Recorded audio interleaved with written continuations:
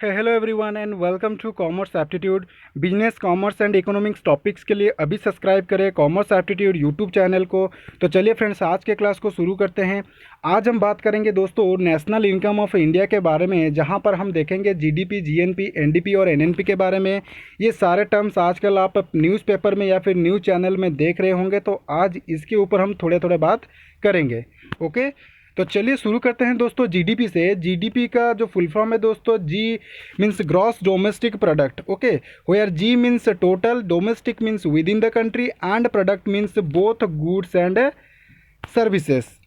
तो सिंपल बात अगर बताऊं तो एक स्पेसिफिक पीरियड, जनरली 1 ईयर में एक कंट्री के अंदर जितने भी सारे गुड्स एंड सर्विसेज प्रोड्यूस होते हैं, उनका जो भी मॉनिटरी वैल्यू रहता है उसी को ही जीडीपी बोला जाता है। फॉर एग्जांपल, अगर इंडिया में 2019-20 में 5 पेन प्रोड्यूस किए जाते हैं और उस 5 पेन का जो वैल्यू है वो 500 रुपया है, तो हम ये कह सकते हैं कि 2019-20 में इंडिया का जो जीडीपी है वो 500 रुपया है। ओके, तो इंडिया में जो भी सारे इनकम्स आते हैं, जो भी नेशनल इनकम आते हैं, वो इन तीनों सेक्टर से आते हैं, that is agricultural sector, industrial sector and service sector. अब जो इम्पोर्टेंट बात यह है कि जीडीपी में देखिए, जो भी इंडिया में प्रोडक्शन होते हैं वो चाहे कोई फॉरेन कंपनी कर रही है या फिर इंडियन कंपनी कर रही है, ये मैटर नहीं करता।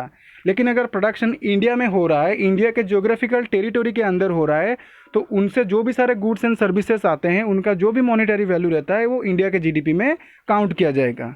ओके, ठीक है। फिर देखते हैं दोस्तों, जीडीपी को कैलकुलेट करने के लिए एक फॉर्मूला है, that is C plus I plus G plus bracket of X minus M, where C means consumption expenditure, यानी कंज्यूमर जो भी सारे खर्चे करते हैं। I means investment expenditure, company या फिर इंडस्ट्री जो भी सारे खर्चे करते हैं। जी मीन्स गवर्नमेंट एक्सपेंडिचर, यानी पब्लिक यूटिलिटी के लिए गवर्नमेंट जो भी सारे खर्चे करती है। X means total export earnings and M means total import earnings. सबसे पहले हमें एक्स माइनस एम यानी नेट एक्सपोर्ट या फिर नेट इनकम फ्रॉम अब्रॉड निकालना होता है। उसके बाद इसको सी प्लस आई प्लस जी से मिला देना है। ठीक है, तो इन सब को अगर मिला दे तो हमारा जो देश का जीडीपी निकल के आ जाएगा। इसी फॉर्मूले को बेस करके मैंने यहाँ पर आपको एक सिंपल एग्जांपल दिया हूँ, तो आप इसी फॉर्मूले को यूज़ करके इसको कैलकुलेट करेंगे तो आपको 400 रुपया जीडीपी निकल के आएगा। ये एक स्मॉल एग्जाम्पल है फ्रेंड्स। यहाँ पर मैं आपके साथ कुछ स्टैटिस्टिकल डाटा शेयर कर रहा हूँ, जहाँ पर कि आप देख पाएंगे इंडिया का जो टोटल पॉपुलेशन है वो कितना है, और जीडीपी जो अभी करंट जीडीपी है, अगर हम नॉमिनल रेट के हिसाब से देखें तो 3.2 ट्रिलियन डॉलर से ज़्यादा है, और अगर हम पीपीपी यानी परचेजिंग पावर पैरिटी के हिसाब से देखें तो 11.3 ट्रिलियन डॉलर से ज़्यादा है। तो ये नॉमिनल रेट और पीपीपी, इन दोनों के बीच में अंतर क्या है, अगर मैं ये सारी चीज़ें अभी बताऊं तो वीडियो बहुत लंबा हो जाएगा, तो अभी के लिए इसको स्किप करता हूं। जीडीपी की रैंक की बात करें तो रैंक जीडीपी के हिसाब से भारत नॉमिनल रेट में अगर देखें तो 5th नंबर पे है वर्ल्ड पे, और पीपीपी के हिसाब से देखें तो वर्ल्ड पे 3rd नंबर पर है। ओके, तो इसको थोड़ा सा देखिएगा। फिर बात करेंगे दोस्तों ग्रॉस नेशनल प्रोडक्ट यानी जीएनपी के बारे में। इसको भी एक एग्जांपल के साथ समझाता हूँ। देखिए, जीडीपी में मैंने जो बताया कि इंडिया में जितने भी सारे प्रोडक्शन होते हैं उनको हम जीडीपी में काउंट करते हैं। यहाँ पर हम देखेंगे कि एक इंडियन रेसिडेंट या फिर एक इंडिया का जो सिटीजन है वो टोटल कितना इनकम करता है, चाहे वो इंडिया में इनकम करे चाहे वो फॉरेन में जाके इनकम करे। ओके, अगर वो इंडिया का रेसिडेंट या फिर इंडिया का सिटीजन है तो उसका इनकम हमारे भारत के जीएनपी में काउंट किया जाएगा। एग्जाम्पल के साथ बताते हैं आपको। देखिए, दीपिका पादुकोण अगर कोई भी हॉलीवुड फिल्म्स करती है और उसमें जो भी सारे इनकम्स अर्न करती है तो वो इंडिया के जीएनपी में काउंट किया जाएगा और यूएसए के जीडीपी में काउंट किया जाएगा। उसी तरह अगर टॉम क्रूज इंडिया के कोई बॉलीवुड फिल्म करते हैं और जो भी सारे अर्निंग लेते हैं वो यूएसए के जीएनपी में काउंट होगा, लेकिन इंडिया के जीडीपी में काउंट किया जाएगा। आई बात समझ में? यानी कि इंडिया के जो भी सारे रेसिडेंट है, इंडिया के जो भी सारे सिटीजन है, वो चाहे इंडिया में अर्निंग कर रहे हैं चाहे वर्ल्ड के किसी भी देश में अर्निंग कर रहे हैं, उनका अर्निंग इंडिया के जीएनपी में काउंट किया जाएगा। ओके जी फ्रेंड्स, तो जीएनपी को भी कैलकुलेट करने के लिए एक फॉर्मूला है दोस्तों। जीएनपी अगर हम जीडीपी से जो भी सारे फॉरेनर्स इंडिया में आके इनकम करके लेके जाते हैं उनको अगर हम जीडीपी से माइनस कर देंगे, और इंडिया के लोग जो भी फॉरेन से इनकम करके इंडिया को लाते हैं उनको अगर हम जीडीपी में ऐड कर देंगे तो हमारा जीएनपी निकल के आ जाएगा।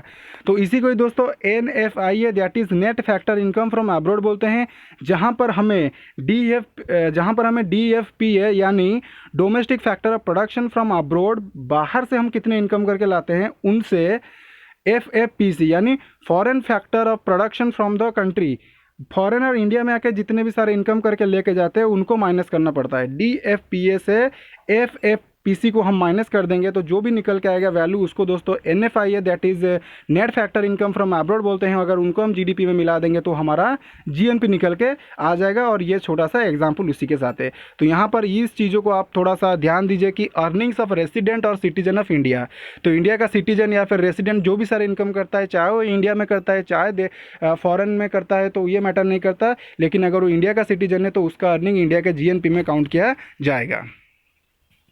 फिर बात करेंगे दोस्तों NDP के बारे में, that is net domestic product. देखिए अगर हम 1 सेकेंड देखिए अगर हम GDP से डेप्रिसिएशन को माइनस कर देते हैं तो हमारा NDP निकल के आता है। ओके, तो डेप्रिसिएशन मतलब जो भी सारे कैपिटल गुड्स होते हैं, कैपिटल गुड्स का मतलब कि जिन गुड्स को यूज़ करके हम दूसरे और गुड्स प्रोड्यूस करते हैं। अगर मशीनरी को यूज़ करके हम कोई पेपर पेन प्रोडक्शन करते हैं तो यहाँ पर मशीनरी है दोस्तों कैपिटल गुड्स, पेपर पेन है दोस्तों कंज्यूमर गुड्स। तो कैपिटल गुड्स के दोस्तों अभी डेप्रिसिएशन का मीनिंग बता रहा हूँ। कैपिटल गुड्स का जो वैल्यू है वो दिन ब दिन घटते रहता है। अभी आपने अगर कोई मोबाइल परचेज़ किया तो 5 साल के बाद उसकी वैल्यू कम हो जाएगी।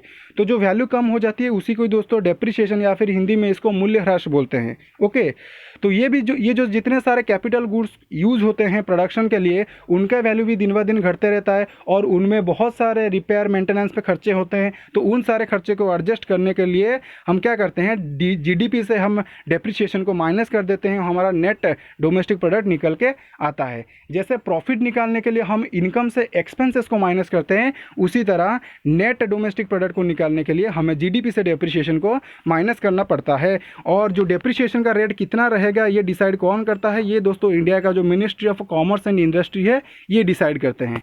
ओके, फिर देखेंगे दोस्तों नेट नेशनल प्रोडक्ट। जैसे GDP से अगर डेप्रिसिएशन माइनस कर देंगे तो हमारा NDP निकल के आता है। उसी तरह GNP से अगर हम डेप्रिसिएशन माइनस कर देते हैं, या फिर इसको दोस्तों कैपिटल कंजप्शन अलाउंसेस भी बोला जाता है, इनको अगर हम माइनस कर देंगे तो हमारा NNP निकल के आ जाएगा। ओके, यहाँ पर इसको लिखा गया है। और यहाँ पर भी डेप्रिसिएशन का रेट कौन डिसाइड करेगा, ministry of commerce and industry, ministry of commerce and industry. Okay, तो यहाँ पर निकल के आएगा जी। सो होप कि वीडियो आपको अच्छा लगा। और वीडियो अगर आपको अच्छा लगा, टॉपिक्स थोड़ा सा अगर समझ में आया तो वीडियो को लाइक शेयर एंड सब्सक्राइब जरूर कर दीजिए और अपने सारे फ्रेंड्स के साथ शेयर जरूर कीजिए friends. Okay, so thank you for watching this video. Have a nice time and wish you all the very best friends.